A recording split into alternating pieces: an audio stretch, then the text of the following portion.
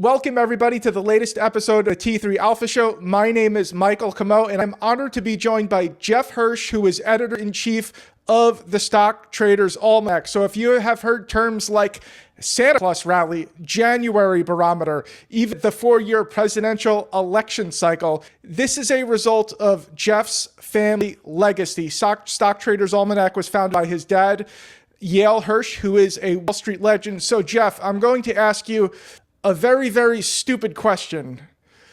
How does this work? Well, it works. I mean, first of all, we've been around for 59 years. The 26th edition is the 59th annual edition. It works because people are creatures of habit. They do the same things on a repetitive basis. They do the same things with their money on a repetitive basis.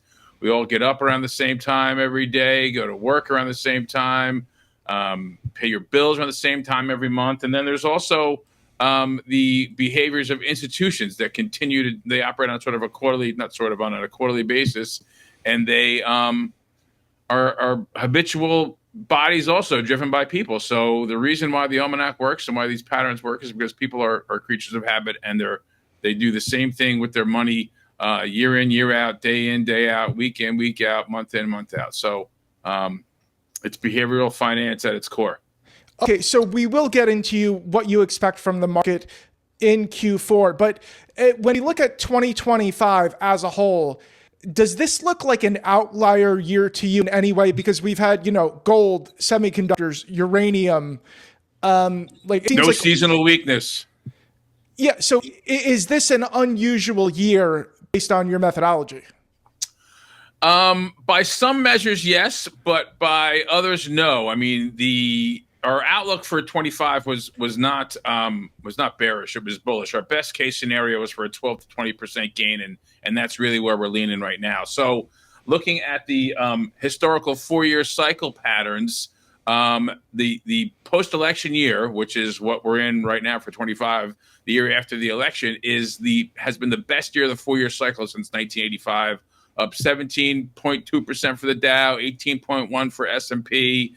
So it's kind of an outlier, based upon the tariff tumble and the big changes and gold and all the stuff, kind of going up together. But it's not out of the question looking at the cycles and history that we have. Yeah, we did not get a sell in May period, a worst 6 months, the May to October flat or dip.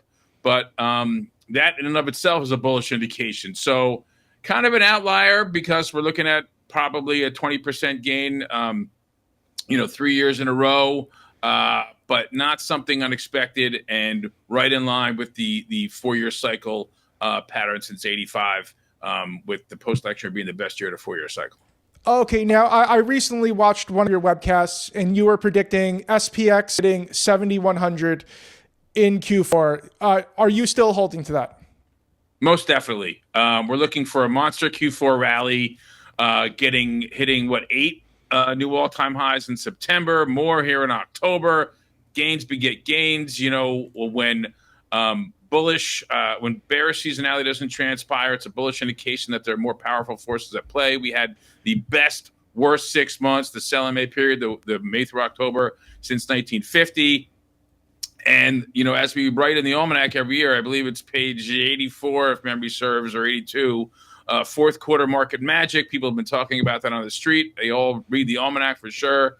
So the 20% gain that, is our best case scenario puts the S&P at 5881 and change, December 31st, 24, 20% is 7,100. I mean, it's simple math. And yeah, I'm looking for a rally. After that, I get concerned with the midterm year and some of the valuations and some of the inflation and the other things that might come home to roost. So for now, rally caps on through Q4 and into year end, but we're cautious looking into midterm election year 2026. Okay, so you mentioned there being powerful forces at work. Now, what are those forces? Well, there's this thing called AI. There's the tech boom. I don't know if you can see over my shoulder. There's a copy of this one. I can't even do it right. The super boom. There it is. Look at that. that was a forecast that I put out in May of 2010. The book was published in 2011. It was based upon some work that Yale, my late father, had done back in the 70s for these 500% moves following war and inflation. And then there is this technology part of the equation, this kicker, what I call a culturally enabling paradigm shifting technology. Back in the 70s, Yale was referring to the microprocessor as that. And I think the AI boom and all of the related technology with it, robotics as well as quantum, are all part of that paradigm shifting technology stack. These are technologies or groups of them that change the world as a whole and change it collectively, and also touch everyone else, everyone individually. And that's part of the force right here. We have some, deregulatory and tax and fiscal and Fed policy forces behind that as well. There's the momentum. So pretty much the super boom. But I do expect a pause next year. Okay, now you did reference AI. Now, to me, the most interesting thing about the Stock Traders Almanac is we are living in an age of AI. There are hedge funds stacked full of physics, PhDs, and mathematicians. Now, why haven't figured out anything as simple as the Santa Claus rally? Well, I mean, the Santa Claus rally is something people remember because it's got a cute line to it. I mean, the line my father came up with was, if Santa Claus should fail to call, bears may come to Broad Wall. It's not perfect. We combine it with the January Barometer in the first 5 days. But the real simple thing is the seasonal switching strategy, the best months and the worst months. We had some, I have an in-house math guy, Chris Mistel. He does a lot of the calculations and testing of things. But we had there was a book that came out in 2008 called Evidence-Based Technical Analysis by David Aronson, and they took the about 6,200 different black box investing system strategies and put them through the scientific method, trying to disprove the null hypothesis that the results of these strategies were just a result of chance and didn't have any predictive power. And when that book came, when we put that in our almanac as the best investment book, I think it was 2008. We had David put the best 6 months, basically the simple binary buying on October 31st, selling on April 30th versus buying April 30th and selling October 31st.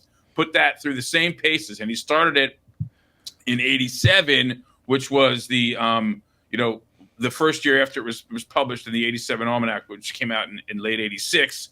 And he found that unlike all of the other strategies he tested, unlike them, this is the only one that had predictive power and was not the result of chance. Okay, now I guess this is the biggest question I want to ask you. Do you care why, or do you just spot the seasonal trend and say, that's it?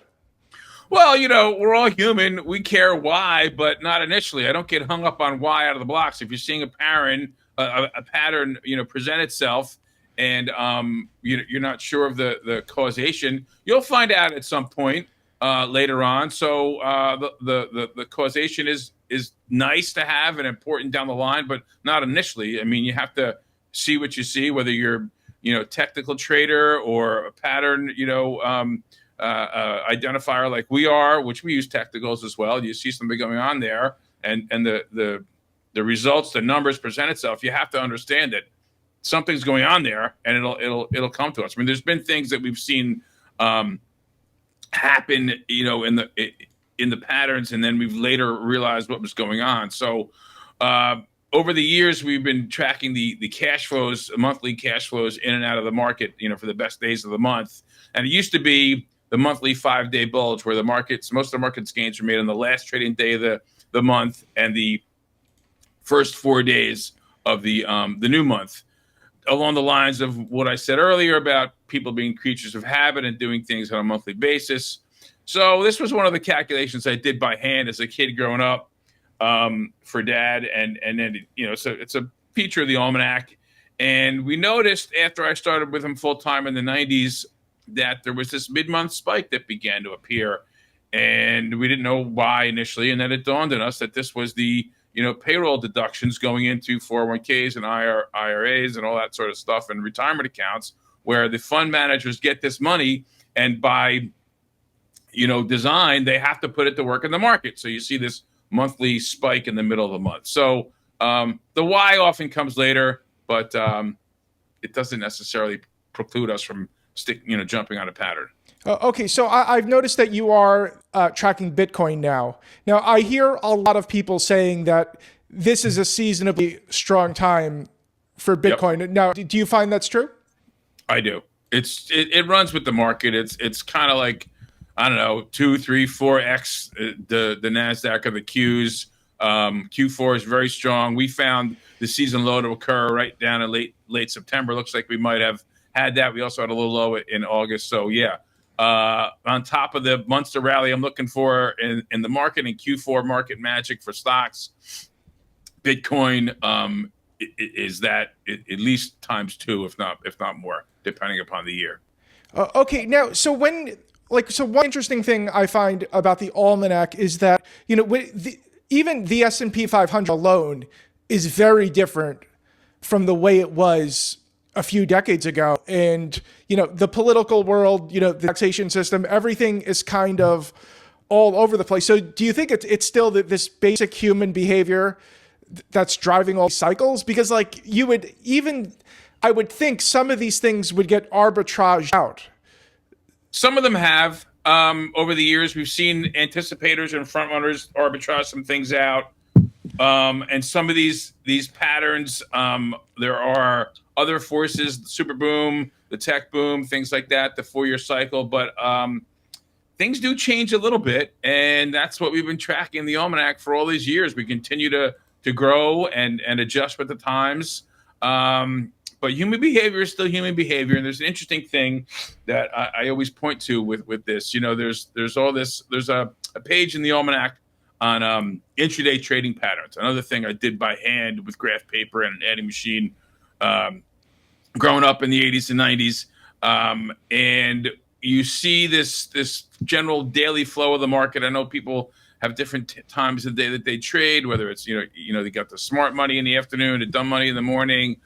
And there's this, mid-afternoon lull where we see these lows around 2:30, kind of the time after lunch when people tend to either get a coffee or, go get themselves a Diet Coke or something.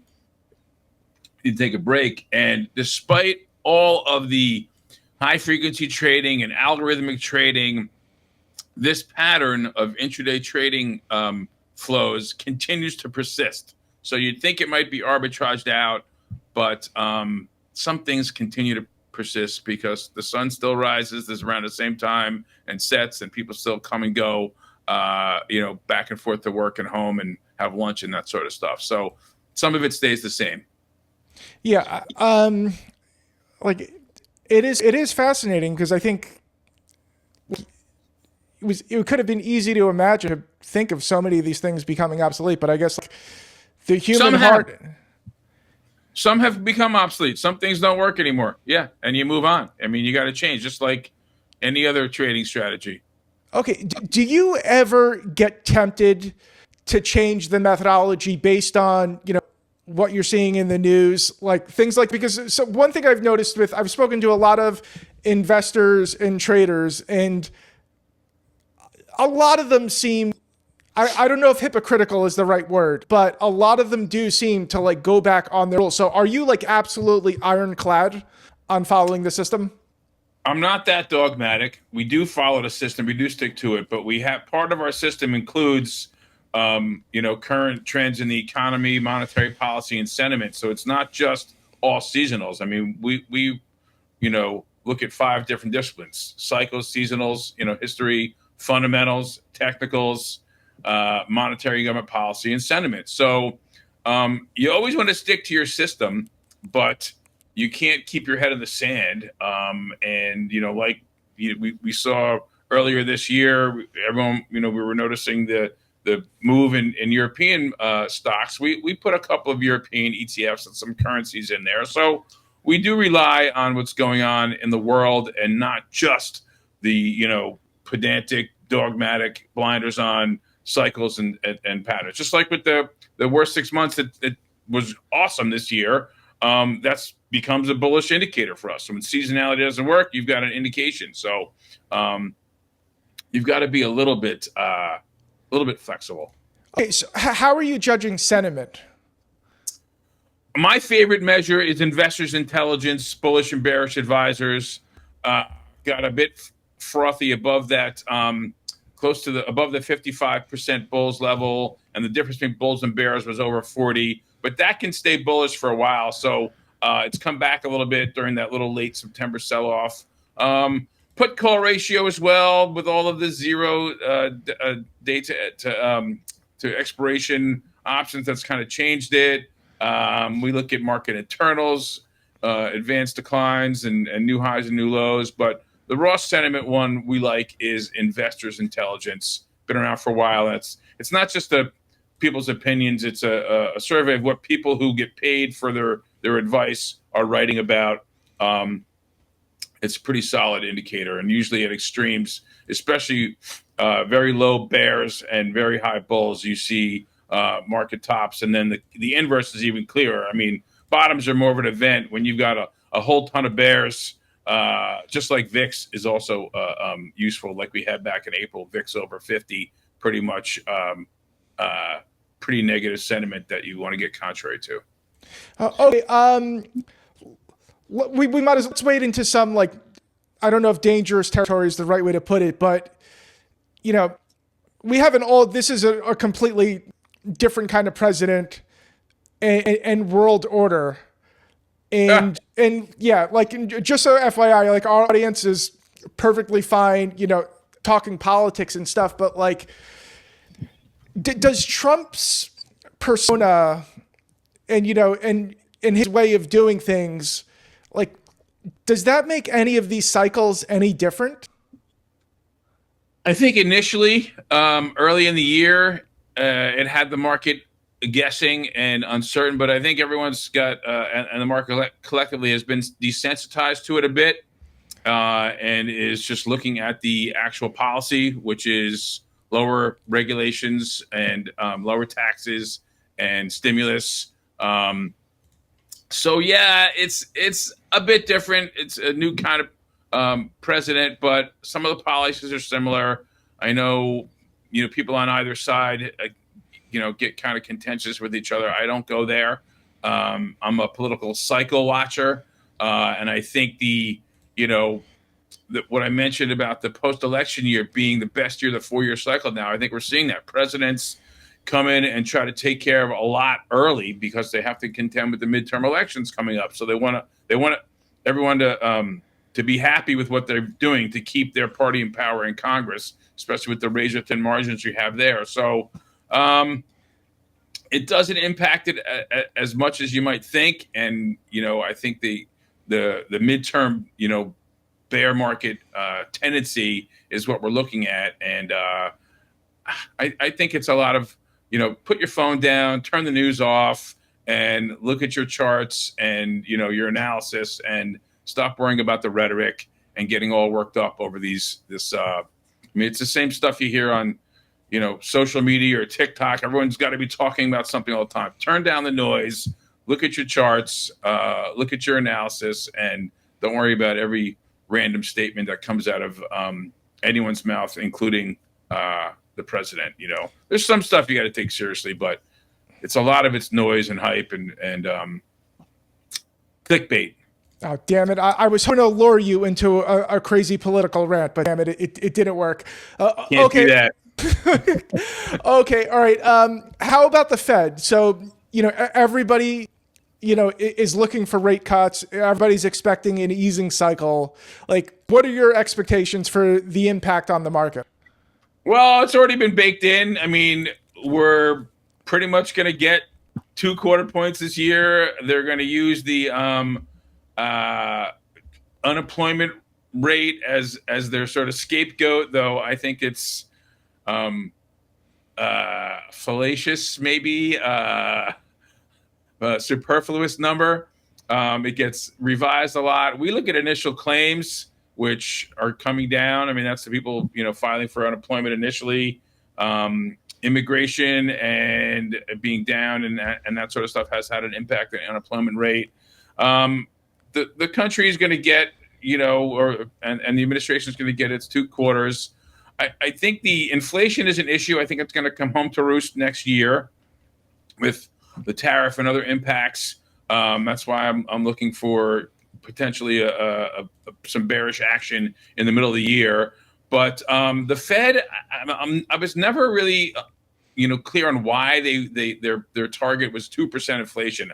The research I've done going back, to World War II is, about 3.1%, CPI average inflation. That's what we had. Yeah, we got close to 2. I don't think we're ever going to get 2. I'm also not convinced that the economy needs rate cuts, but we're going to get them, and it might end up, swinging the pendulum the other way and giving us a top around the turn of the year and early Q1. But the Fed is changing. Powell's going to be out. There's going to be some very dovish people in there. I think that's going to be a problem next year. Yeah, it's funny. I've wondered the same thing about the 2% inflation target, because what are the chances the right number is an exact round number? Zero. Zero. It's the same thing when the government wants to throw money. It's always like 1 billion, 100 billion, a trillion. It's just hilarious that they just pick a number, and 2%. I don't know. Does 2% sound good to you? I don't know. 3.1 seems more reasonable to me. It seems more like a real number. Okay, but speaking of the Fed, so people have been waiting for this like small cap renaissance forever. Do you think that's coming? Yes, but what is the old saying from everything that comes before the bud is garbage? Was that from the Game of Thrones? So I think we're in the midst of a small cap catching up rally. We're entering a seasonally bullish period for small caps. The rate cuts are helpful, but some of the more longer term research into small caps shows us that small cap starts were outperformed towards the end of bull runs. So it's probably the beginning of the writing on the wall. Definitely bullish for this fourth quarter, but I think the small caps turning around is probably the last ditch effort of this bull market. That's the secular bull, the super boom is going to keep going, but we'll probably end up with a cyclical bear or close to it sometime next year, probably Q2, Q3. Looking at my 4-year cycle, sweet spot and weak spot. So small caps are coming around. Ride that as well right now, but I wouldn't expect it to be super long term, like multi-year move right now. Okay, I want to wind the clock back and go back to like when you took over the Stock Traders Almanac. Now, was it like a little bit scary taking on like this big legacy? Yeah, it was scary. So scary, not scary, but kind of like I wanted to do my own thing, and I avoided it and was sort of against it for trying to fight against it for many years. I was always involved, helping out, family business type of thing. But I was, you want to make your own mark. And late '89, I was involved in some other endeavors. And my friend, my best friend, my buddy said, "Jeff, what are you doing? Go work for your father." So I walked in. I demanded a title and a salary and a business card, and began to work with him. I still did some other things, but it was probably one of these, we had a bunch of newsletters back then. We had some writers and different analysts, and we were all sitting around the table. And my father was presenting some seasonal patterns, some analysis, something that, I forget exactly what it was, but nobody else really got it at the table. And I was like, Pop, I'm catching what you're throwing. And that's kind of when it clicked for me that this was for me. And there's been a couple of moments, but once we got through that, like the first couple of years in the early '90s, I don't know, I never really looked back. Just kept trying to. It was sort of a challenge, and something to be proud of, and to live up to the legacy, and to just try to outdo them or try to build on it. And there's just such a culture of analysis and research and excellence that I just kept trying to do it as best as I could and better every year. Okay, so what kind of guy was your dad? So obviously he had a knack for branding, because he was the songwriter. He could coin a phrase, man. He wrote music as well. So I think his knowledge of music was the mathematics there, and the pattern recognition really had an impact on him becoming this Wall Street icon. Very smart man. Dry sense of humor, big guy, 6'1.5", whatever, huge hands. But he was definitely sarcastic and witty and smart. But he was really he was a stickler for details and accuracy and excellence. And he would just get hyper focused on things. So back in the early '60s, he had a degree from Brooklyn College in music on the GI Bill, and he was working in the music publishing business, writing songs and publishing. And his cousin, my godfather, Sam Coslow, put out an ad to start this business, Indicator Digest. Sam had sold his publishing company years ago, music publishing, to RCA for shares, lost money, became a student of the market for many years. And he ran this ad for Indicator Digest, which was a proving ground for analysts and newsletter writers back in the 60s. The ad hits, it was in Barron's, and he calls up my father and says, Yale, I want you to run operations for me. So he started working for Sam out of Palisades Park, New Jersey. And a few years later, he had this epiphany to take all the markets, patterns, cycles, indicators, and put them together in a calendar format so he could follow the market schedule along with his own, and the Stock Traders Almanac was born. Yeah, I think it's interesting because I wonder if reading music has some kind of parallel with pattern recognition. 100%. I think it does. Yeah. I mean, I don't read music, but I have a little bit of that pattern recognition in there. I mean, I understand music. I'm a big fan, aficionado, and I watched him compose. He wrote a musical about the Elephant Man that I tried to produce way back, and I was watching him construct this musical, lyrics as well. I mean, he could write a headline, an ad copy like anybody, and a lot of that came from his songwriting, composing, lyrics, and music. So I think the reading of music and recognizing patterns in the stock market definitely go hand in hand. Yeah. So, I mean, it sounds like he was a real polymath. He was. Speaking of math, he did a lot of math in his head and taught us a few tricks. Never quite as good at it as he was, but it was a couple of years ago, or quite a few, when they were doing the new math in school, and my sons were coming home with this homework, and they were like, what is it? I would just try to teach them the tricks that Dad taught me, or Grandpa, and it was just, he was a polymath. He was a musician. He played piano. He wrote music. He was, definitely, they took me to the finest places, my parents, and theater and shows, as well as, math and science and the stock market and that sort of thing. So, yeah. It is funny that you brought up the new math, because even I've seen videos of kids from China and South Korea doing long division, even in ways that make our stuff look primitive. But I do think there is something to, leaving well enough alone. It's like they tried to fix math and they just made it 10 times worse and harder in the process. Oh, you realize that new math is gone. They scrapped that, at least in New York State. The public schools, they don't do what they tried when my kids were in elementary school. Yeah, it's funny. Okay, so do you want your kids to take over the Stock Traders Almanac in the future? Oh, I'm gonna quote Ronnie Van Zant and Leonard Skinner. I just want my kids to be satisfied. If they are interested, I think they might be, or they're welcome to come join the firm. But I just want them to be happy, satisfied, do what they want.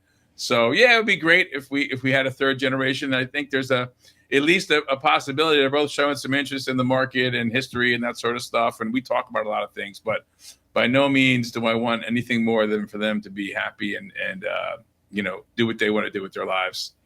Okay, it's funny. I was kind of hoping we could have a sort of a repeat of the Hirsch family cycle where the kids want nothing to do with it, and then eventually they come around. We're kind of doing that a little bit right now. I mean, we talk about the stocks. They all want to. Actually, my younger son's going to be 18, and he just called me and asked me about which is Fidelity good. He wants to open up an account when he turns 18, so he's starting to get it. It's also a little bit of an anecdotal, bullish sentiment thing. I had another young man from on the local wrestling team. I saw him at the gym. He was asking about the market. So the kids are starting to talk about it. I'm starting to get a little nervous, but my older son, he's already lost a couple bucks in a penny stock, and he's trading a couple of things in his small Webull account. So they're dabbling with it, but they're not quite coming into the business. So perhaps. Okay, all right. I think this is a good time to close out. But before we do, I'm going to throw some rapid fire questions at you. So we're going to start with, all right, Skinnerd or the Allman Brothers? Skinnerd. Okay, what is your favorite Beatles album? White Album. Good choice. What is your favorite breakfast food? Black coffee. That's, it's funny. It sounds like for some reason I imagine that would make you live longer. Okay, if you could own one stock for the next 20 years and you're not able to sell it, what would it be? Palantir. Interesting. Why? It's the top of the AI boom tech stack, or at least deep in there. Yeah, I have conspiracy theories about Palantir. I think they know so much that I assume the government is going to conveniently feed them a series of contracts until the end of time to just ensure it keeps on going up. But I sold the stock at 20 like an idiot, so what do I know? Okay, so Jeff, this was a lot of fun. If people want to learn more about you, where should they go? StockTradersAlmanac.com, at Almanac Trader on X and other places, and you can just Google it and it'll pop up. Okay, everybody, thank you for joining us. Please click like, comment, and subscribe, and we'll see you soon. Thank you.